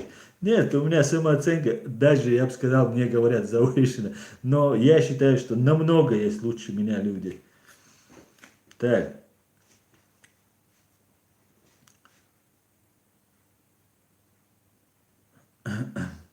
Аслан, я же пошутил. Я не знаю, как найти, что ты сказал. Твою шутку, ну, да, про редиску, наверное, да. Ну ничего, редиску я выдержу. Мне такое говорят, вы не представляете. Ужас, что мне говорят.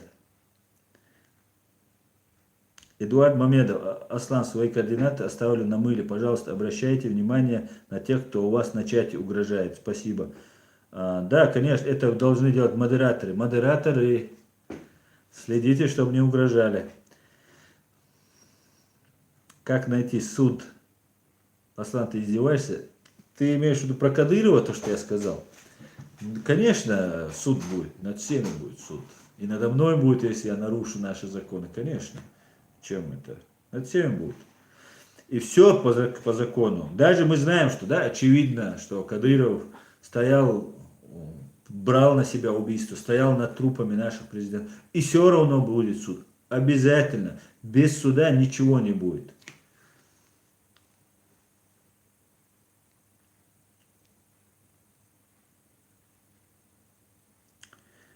Так. Садмин, редиска полезный овощ и красиво. Да, да, я очень люблю редиску. Так.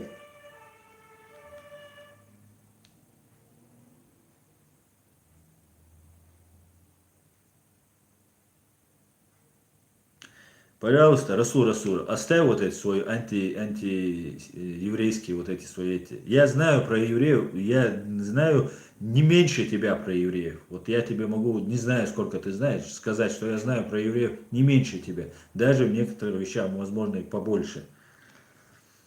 Хватит про евреев мне говорить. Так, Джахар Дудаев заблокировал. Да, правильно, надо заблокировать. Не надо нам эти антиеврейские здесь вещи, ничьи, здесь никакой пропаганды не будет. Хватит, знаете, как я говорил здесь, да, если плохое про народ говорят, значит народ хороший, присмотритесь к этому. Присмотритесь. Это такие же фашисты, как украинцы, получается. Так, Роберт Муту, сделай стрим с Адамом Осмаем. Да с удовольствием сделаю. Если он согласится, конечно, я сделаю. Просто стрим у меня здесь пока техника не позволяет так его делать. Ну, можно записать разговор, а потом выложить.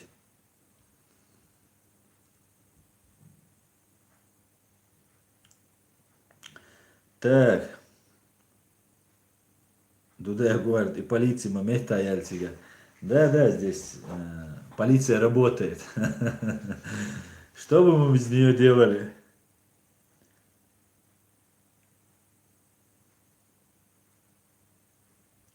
Так, Ибрагим Ханил, ассаламу алейкум. Как ты относишься к Конституции на основе шариата? Ва алейкум салам, Ибрагим Ханиф. Я тебе могу сказать, что наша Конституция так и принята. У нас очень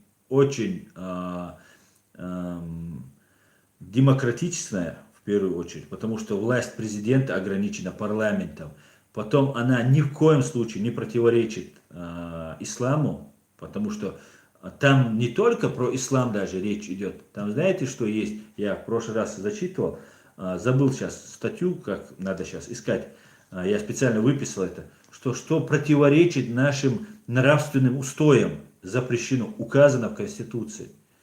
Просто мне некоторые задают вопрос, там, ты против шариата или за демократию? И все, и они не знают, что такое демократия, не знают, что такое шариат. Ты очень правильно поставил вопрос, я, конечно, с тобой согласен. У нас основная религия, мы подавляющее большинство, вот тут один есть, был атеист, чеченец или чеченец атеист, или не помню, как его звали. Кроме одного, мне кажется, все мусульмане. Но это, конечно же, ни в коем случае не запрещает быть там любой другой религии, и в том же числе и атеистам, в том числе и чеченским атеистам. Это их право. Мы за это их убивать не сможем. Но, конечно же, я мусульманин, я не просто верю в Бога, я абсолютно убежден, что Бог существует. Вот как этот монитор передо мной сейчас стоит, как эта вся действительность вокруг меня. Я своим жизненным опытом да, узнал это. Я познал истину. Инша Аллах. И хвала Господу, что я ее познал. И когда мне кто-то заявляет, что ты это там не мусульманин, там, ты там за Трампа, хотя я за Трампа никогда не топил, хотя это президент великой страны. Мне бывает смешно, когда мне такое говорят. Конечно же, я за то, чтобы мы построили свое государство. Эдуард Подлесный. Аслан, как ты думаешь, сможем ли Россия существовать как государство, если от нее отделятся все республики? Конечно, сможет. Московия существовала, пускай существует. Я не думаю, что все захотят выйти. Не все. Ну, надо все равно прийти к тому. Россия начнет соблюдать международное право и уважать другие государства, если со стен Кремля в ясный день будет видна граница России. Вот мы должны прийти к этому, и я думаю, будет отлично.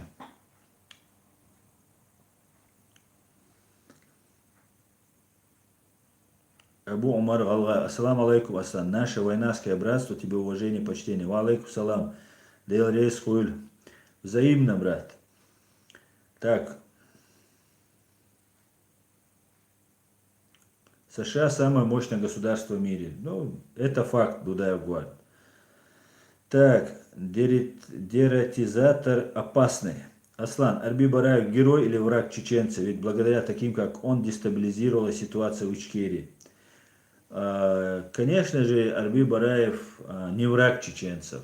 Арби Бараев, может быть, совершал много ошибок, да, вот, не понимая, не имея должного понятия всего, да, но имея желание чего-то добиться. И это тоже опасно, это крайности. Поэтому я не считаю Арби Бараева врагом чеченцев. То, что дестабилизировал, да, и таких людей надо останавливать. Как бы это ни было в настоящее время, что бы кто ни говорил, как бы это ни было плохо, но было такое время, надо таких людей останавливать, но было такое время, когда враг еще не ушел, враг еще стоял, проводил операции, и, конечно же, надо было таким людям, как Арби Бараев, другие, которые у нас были, им надо было действовать в рамках закона. В рамках закона. Он до конца прошел свой путь, и поэтому его сейчас обсуждать я не вижу смысла. Но следующий, кто будет себя так вести, эти люди должны быть остановлены.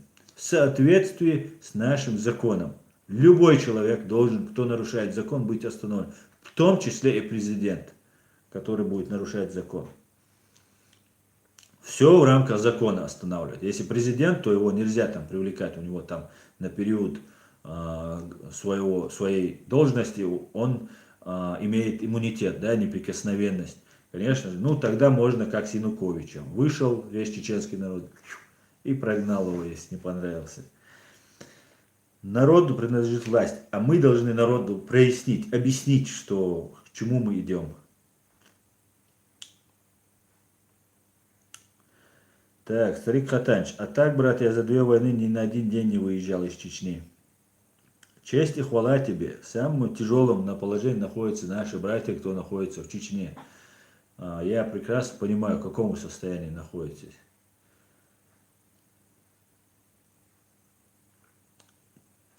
Вы заслуживаете двойного уважения. двойного. Омар Алла, Арби герой, иншаллах, и шахид. И ситуация дестабилизировалась благодаря работе ФСБ и ГРУ. Да, совершенно верно. Конечно же, там были моменты, мы тоже это должны понимать, но осуждать его я ни в коем случае не могу и не буду.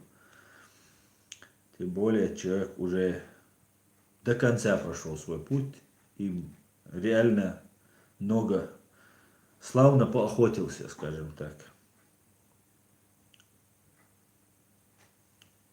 Полковник артиллерии Аслан Масхада. Так. Так, я опять перелистываю, ребят. Камил Сюгаипов. Аслан, никогда не говори слава Аллаху, правильно будет говорить хвала Аллаху. Камил Сюгаипов, давай я это самое, как-нибудь сам, не в обиду.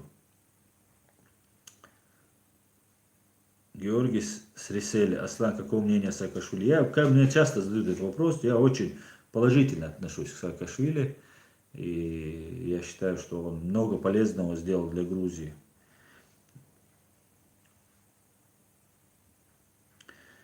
Так.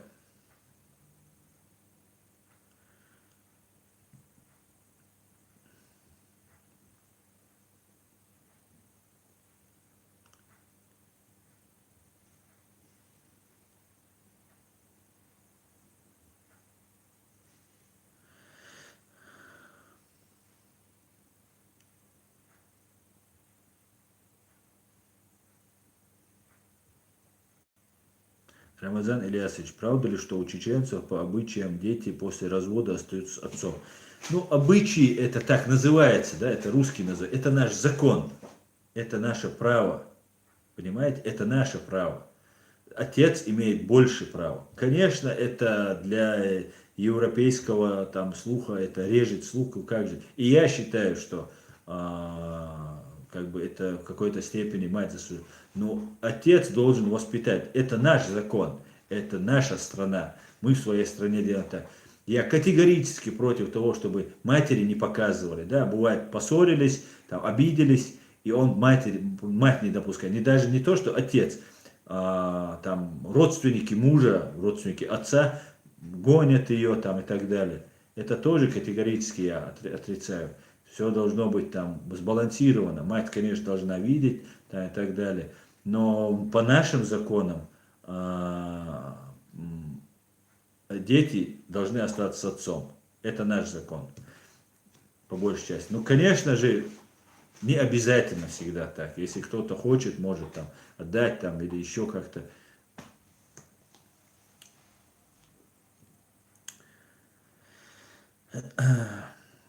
Обычаи это как бы, ну, сводят до не сформировавшегося такого народа. Это я сам так говорю. Это наши законы. Они не написаны, потому что нам не дают по ним учить детей, воспитывать. Но мы их передаем из уста в уста, и мы их соблюдаем. Это наш закон. Обычаи бывают там, ну, у родоплеменных там отношениях. У нас нет родоплеменных отношений. У нас есть там, как в той же Сицилии, в Италии, там, в других местах, в том же Израиле, где есть свои семьи, свои, например, тейп. Это, как нам говорят, как племя, да, там пытаются некоторые нас этим уколоть. На самом деле тейп это место твоего происхождения. Это не является, это место происхождения. Тут немцы также говорят, что я вот там из из Пруссии там или еще откуда-то. Эдуард Подлесный. Как ты относишься к Хабибу Нурмагомедову? Как к гладиатору.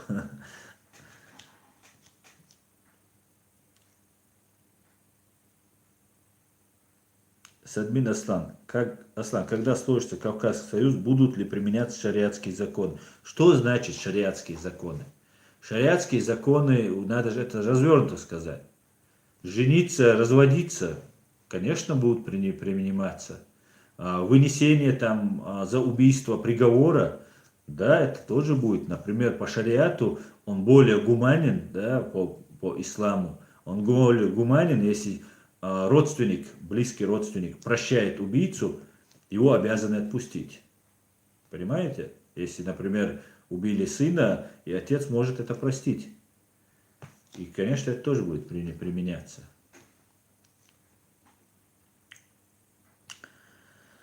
Отрезание голов, рук, ног, там, за кражу, отрубание руки, этого не будет. Ну, это у нас в Уголовном кодексе должно быть, это все будет прописано.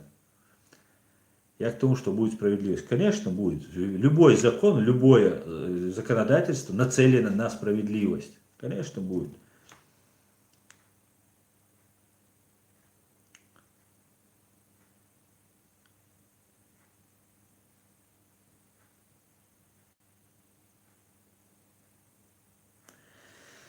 Так, отрезание рук, ног, это 15 век, да?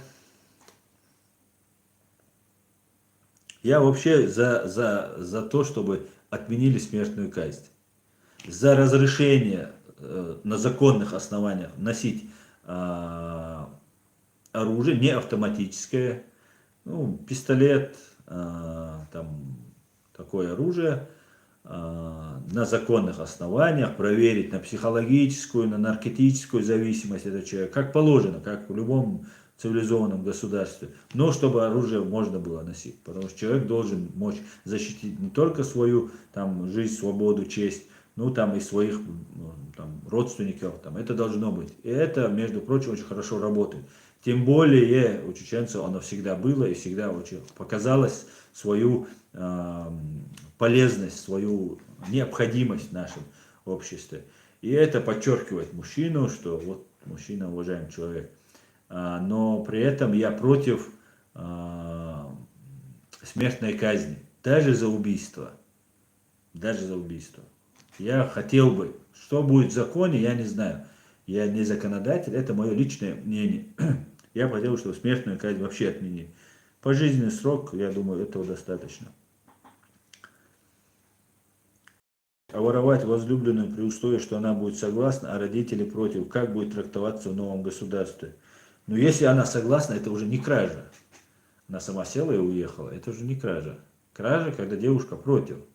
А так она, если сама даже может там позвонить, сейчас уже в современном мире, смс-ку написал, приезжай.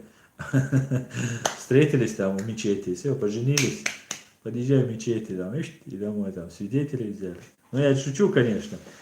Но если она сама едет, то это уже не кража. А против кражи я категорически, конечно, против. Это позорить просто чеченцев. Это позорный просто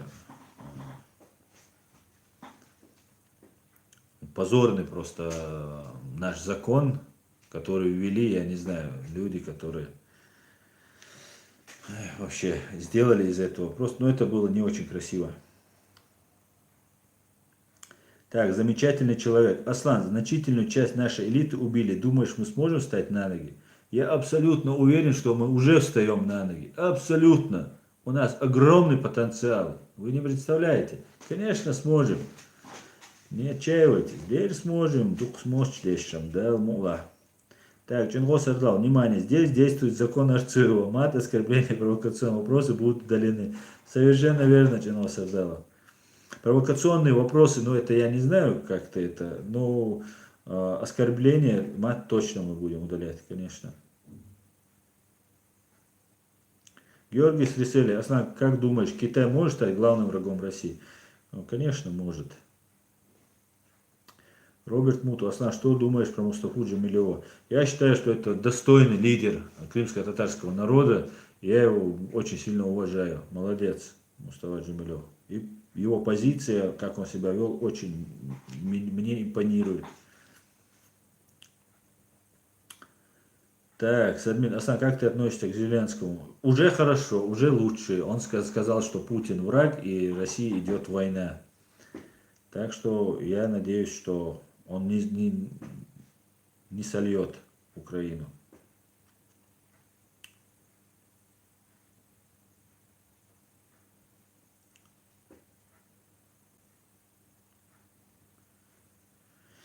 Так, мы уже сколько общаемся? Час 44. Я думаю, нам уже пора закончить. Мы хорошо пообщались, я надеюсь. от этого будет польза для нас, для всех. Моцхирду Аллах Бог, когда это будет? Когда мы сделаем война ХВП, тогда и будет. Не сиди, не жди, вставай и делай.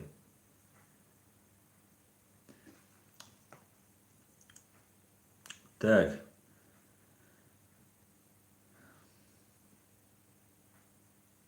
Давайте я отвечу на последний вопрос. Артем Потапов говорит, а то мне часто его задают. Аслам, вот мне интересно, ты общаешься с пьяными, полуголыми, ругающими матом. Вот для чего это? Какая польза от этого? Что ты им докажешь? Я это говорил ранее и сейчас скажу. Я общаюсь с тем, кто мне попадается. Это самый адекватный, кого можно показать. Это кого можно показать. Там вообще неадеквата полно. Я хочу донести свою позицию. Общение с русским. Что такое Чечня, что такое. Я всегда разговор свожу к Чечне, Чечении, и всегда мы к этому приходим.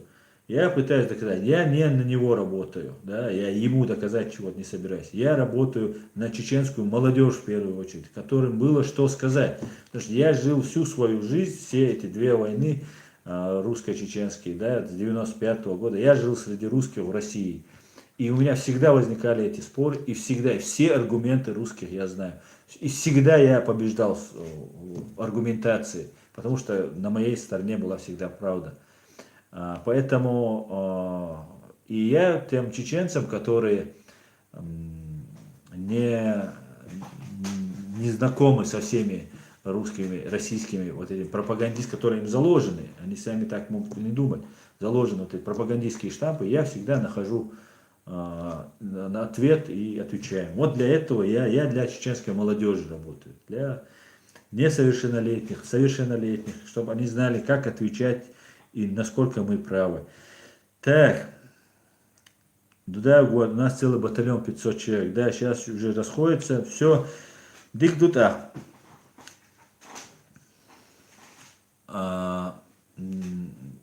Всем всего хорошего. Ассаламу алейкум. До пятницы. Пятницу, 9 часов. В это же время, в этом месте, иншаллах. Biz de Adiköy'e